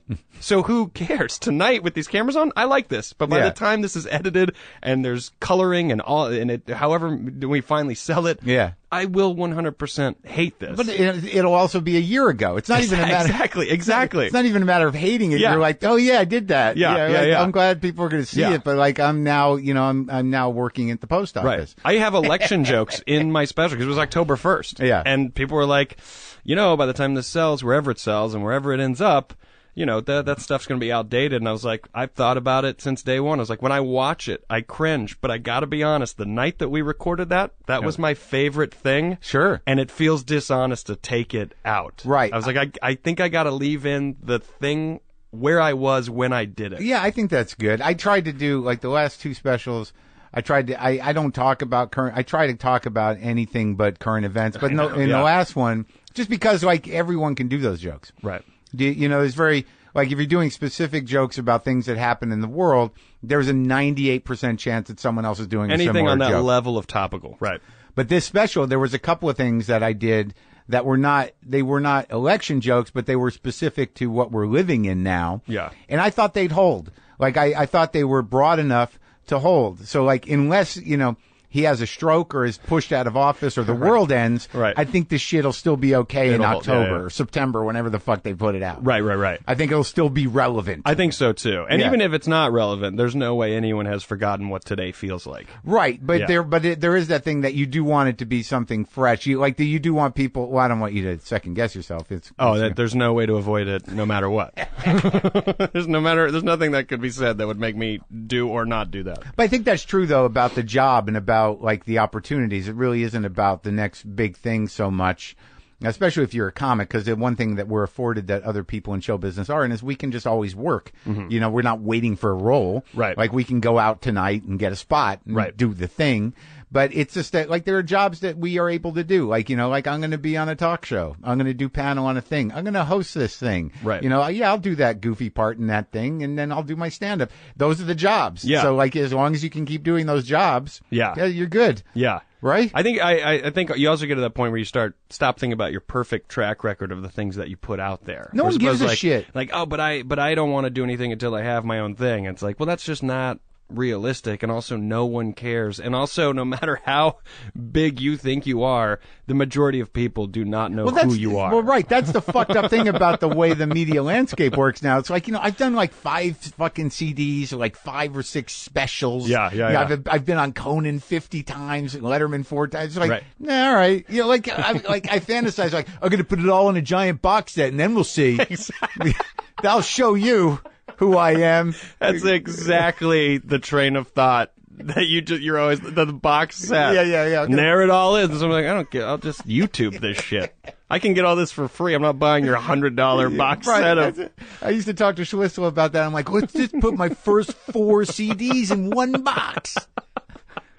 We'll do a cool box, but no. You know what the risk of that is that you do it and you sell 20. Yeah, right. Yeah. And you've manufactured all of this hard copy. Right, you're in a fucking garage full of shit. Cool design of the great. case. Oh, no one cares. No, it's over. No one needs to hold anything. No one even has the machines for that takes up too anymore. much space. That needs to be digital space. Yeah. But you did, weren't you on a big, didn't you get the sitcom shot? I did. I was on a show called Ground Floor on TBS, and that was that was my first, and I think first kind of like, hey, you're a regular on this thing and you have a job. And but how many episodes did you do? We did 2 seasons for a total of 20 episodes. And what's his name's producing it? Bill Lawrence. Yeah. He likes you, right? Yeah, like Bill Lawrence. He's great. I mean, he saw my stand-up. He was like, I have a role in this thing and you should come and do it. So I got to go in front of him and the casting director kind of read the part. And he was basically like, well, I'm going to try to get you to I think you should do this. And, there was, in this world of acting, very few people are like, hey, I've got a thing for you. You think it's a door you can't knock down. Yeah. And then someone like Bill comes along and he's like, no, I see the value in you and I'm going to put you on my thing and it's going to work out. And I mean, my character was just the goofy, weird office weirdo. Yeah. It's like, oh, I got it. I can easily. Well, I mean, comics have always had a place in at least the, situational comedy on television. 100%. They're like, well, that's the guy. He's already fully baked. Yeah. Put him in the thing. I feel like every show has, and then maybe there was a different term before, but I just look at it like a Kramer. It's like every show has a Kramer. Like, oh, you're the Kramer of the show. We're not. You're probably never going to have any A story. Yeah. But we need you to deliver the jokes when we go to you. Right. Oh, yeah, there's all... And that's... I absolutely... I used to make fun of, like, the multicam format, and I used to be like, it's so horrible. And then, I was working on an idea with BJ Porter, and he was like, well, one of the greatest shows ever was a multicam. So are they that bad? And then when I did this one, what was he referring to? Seinfeld? Seinfeld. Yeah. And I was like, oh yeah, you're right. I was like, multicams can be cheesy and horrible, but they can also be good. Like, there could actually be a style to it. Well, yeah, they are what they are. I mean, 2.5 Men and Big Bang Theory are just fucking vaudeville. Yeah. Yeah, just like, here's your stage. And even as, like, the person showing up, it's like, well, do you love that paycheck and that parking spot and that schedule? And after doing a multicam, I'm like, I really do like that parking spot and that schedule. I like how all this panned out. Yeah. I don't have to write it, and I'm at home at a reasonable hour. Exactly. And I liked that show, the cast. I mean, if you're on a show like that and you like the whole cast, it's kind of like, I mean, anybody who has a job like that complains about it, like, you must have had a pretty blessed life if you're complaining about this, and this is your job. Yeah.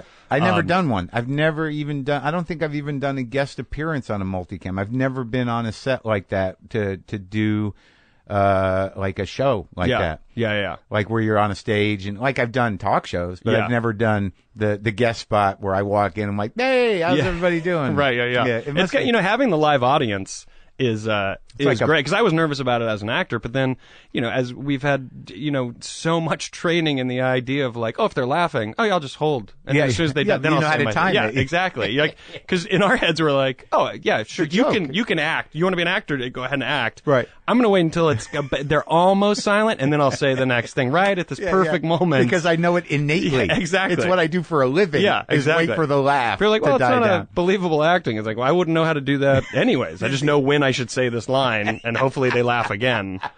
So getting that job and like being like, hey, this is your first acting role, I was like, oh, this definitely, even to this day, it's helped me be like, oh, I'm in this setting of acting, and those are cameras, those are terms, those are people's jobs. To learn it in a setting that isn't so daunting and intimidating, right? I think has helped me as an actor to go shoot anything. It's like, I kind of know what everybody does now, and I understand the schedule. Right? Yeah. Well, even when I did my own show, there was not a live audience, so like I didn't have that luxury. I would like to know what that feels like. Yeah, to get the instant like feedback. Well, yeah. To do like, because like I don't know if I felt that since I did a play in high school. Right. Like, you know what I mean? Like that's really what it is that you have the skill set, and you, I guess, in getting that job, you realized you had the skill set. It's sort of like, oh, they just wrote me this funny joke, And like, and even that, like even just doing like, I'm going to do their joke. Yeah. Like, yeah. I mean, I did stuff that other people wrote, but there was no audience there, so you don't know how it lands. Right. But to actually have the script and be like, no, that seems funny. Yeah. It's not my joke, but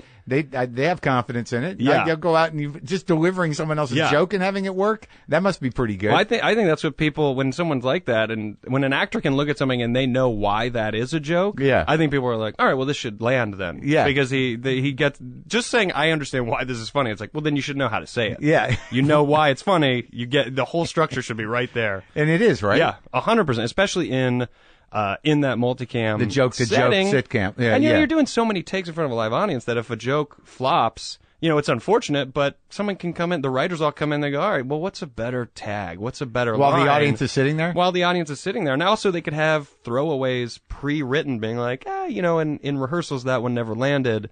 So maybe it lands and no one was interpreting it right, but if it doesn't land, here's 5 other options we Right. can like come in Well, that with. would drive me nuts, I think. That must get some getting used to, is just knowing that the audience is just sitting there waiting. Yeah. Like, because they know what the score is, but as a comic, you'd be like, "Hey, don't worry, we're gonna any second now." Yeah. Like, did you have to do that stuff? We never had to. I mean, it was never on my shoulders to do that, just because it wasn't like my show. Who was the funny guy that was managing the crowd there? They had a warm up guy who was doing like, You could which have is had that insane. job. Oh man, That's a comedian's job. I did warm up on a game show that they were trying out. It never became a thing. Yeah. I didn't know what warm up was. Yeah. And I was like, oh, this is good money. It was in New York. I went into a studio.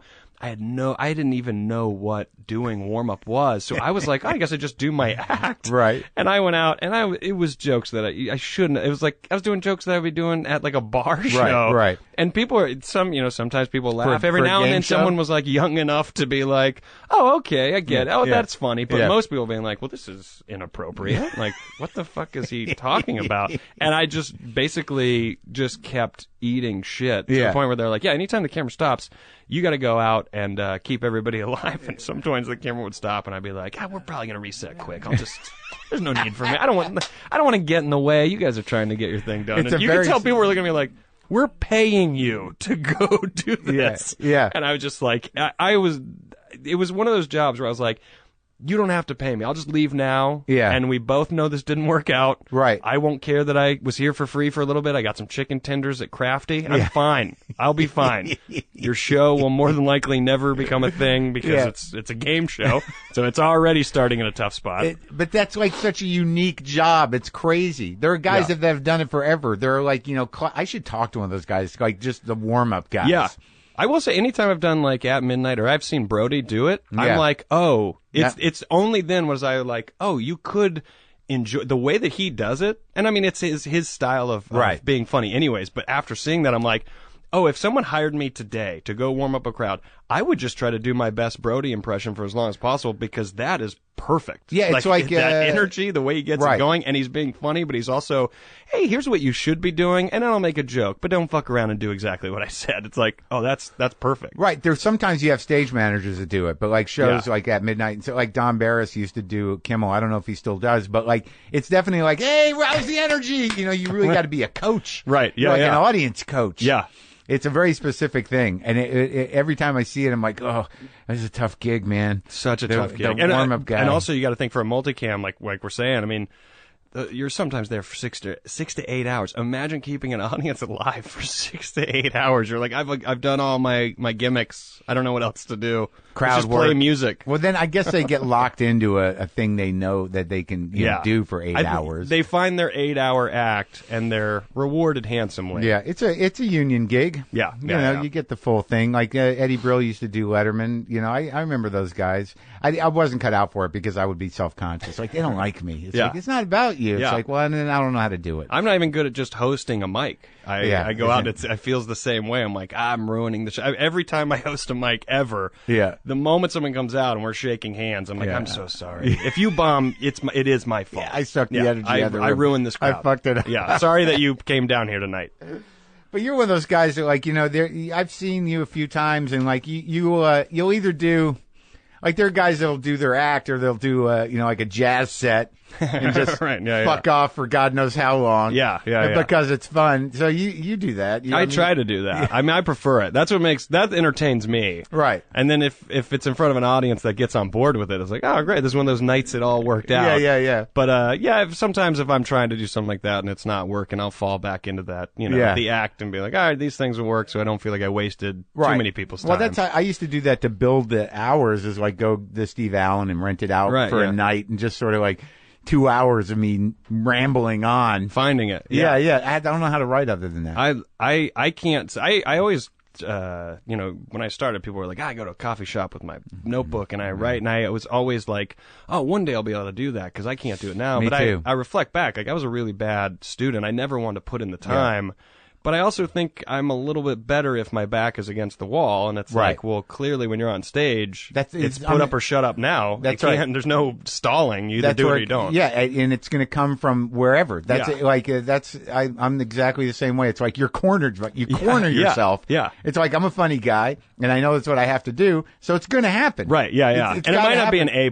I'll get out of it, and I'll go to the next thing. It might be getting out of it that's funny. Right. Yeah. Oh, so I've built many jokes on hoping a joke bombs so I can do this other version. Right. Yeah. Well, yeah, because then you just like you put it out there, but that's where the confidence comes in if you write like we do, is that even if it's not working, you can make light of that. Right. And they'll be okay with it. And move on to the next idea. You're not just going to go up there and tank. Right. Yeah. You're going to be able to. Especially when you point it out. I think all you got to do, people always said like never comment on a joke, but I was like, if a joke bombs and you comment on it, the crowd is almost relieved to be like, oh, good, he's not a psychopath who thinks that went well. But then you get into that nuanced area of like, being lazy or being disciplined or like doing your act or not doing your act. If every single joke, you're like, well, now I got to talk about how that didn't work. It's like, well, now that's either your act or that's right. It's not going well and you're not admitting it. Right. Yeah. When I look at an hour, I don't ever know where it comes from. Yeah. Like, there's no paper trail. Right. Like, how'd you write that? Like, I don't know. I don't know how it all happened. Yeah. Well, people say like, if people are like, well, what kind of comic are you? And what do you do jokes about? It's kind of like, well, there's literally anything I think of that's funny.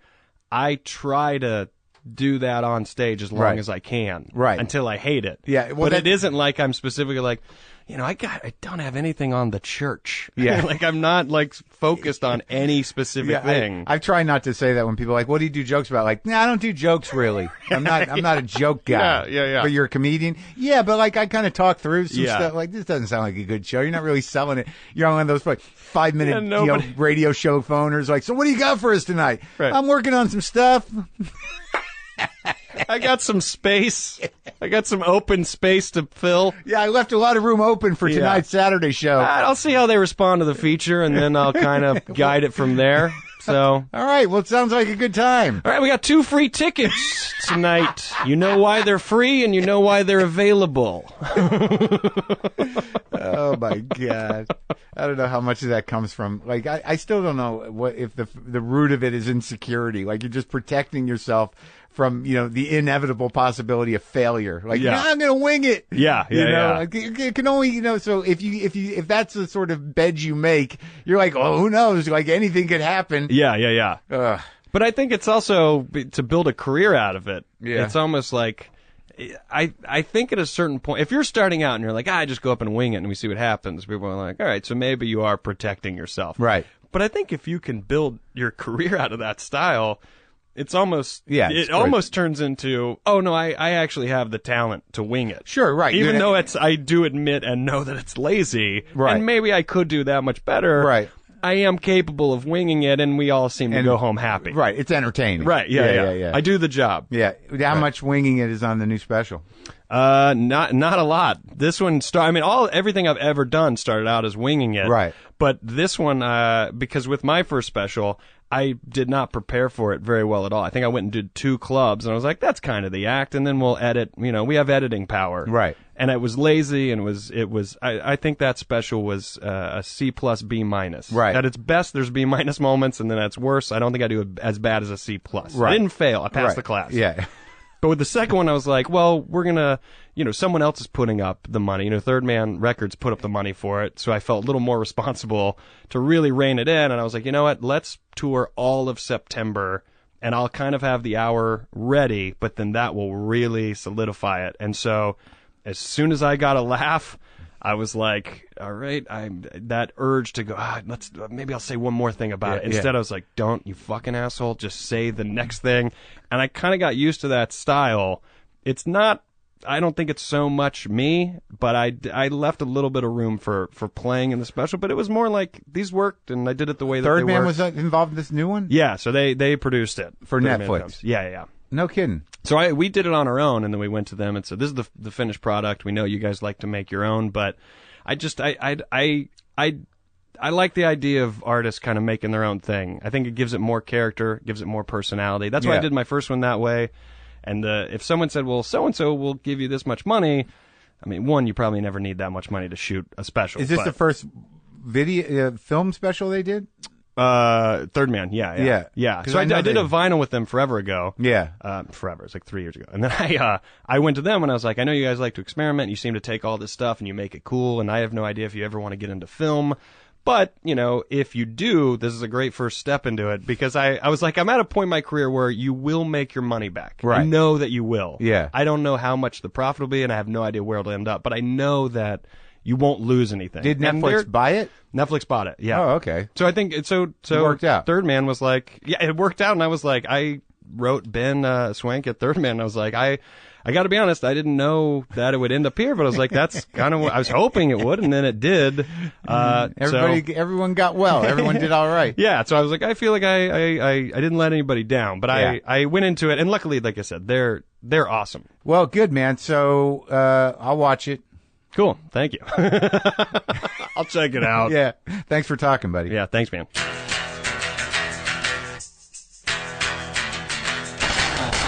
That's it. That's our show. That was Rory Scovel. Before that was Maz Jobrani. Before that, it was me rambling about Sam Shepard, going off on a couple tangents, doing a couple ads. A Sam Shepard-less planet. Yeah. Look, you guys, go to WTFpod.com for all your WTF pod needs. Get on the mailing list. I'll mail you something. I'll play a little guitar. I'm not very inspired lately.